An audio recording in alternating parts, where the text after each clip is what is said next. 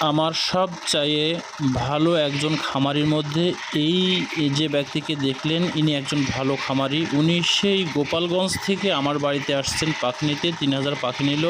উনি যাচ্ছেন, 2টা ইনকিউবেটর আমার কাছ থেকে নিয়েছেন। আমার কাছে যথেষ্ট ভালো লেগেছে তাকে, সব দিক থেকে, কথা, কাজকর্ম এবং সব দিক থেকে আমার একজন প্রিয় একজন ব্যক্তি, প্রিয় একজন খামারি।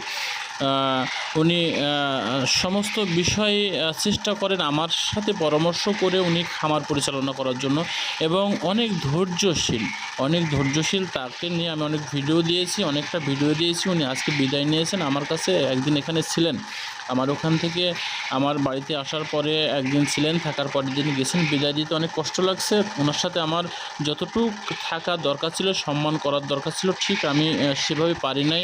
তারপরেও যতটুকু পারছি তার কাছাকাছি থেকেছি, এবং এক কথায় সে আমার একজন প্রিয় খামারি।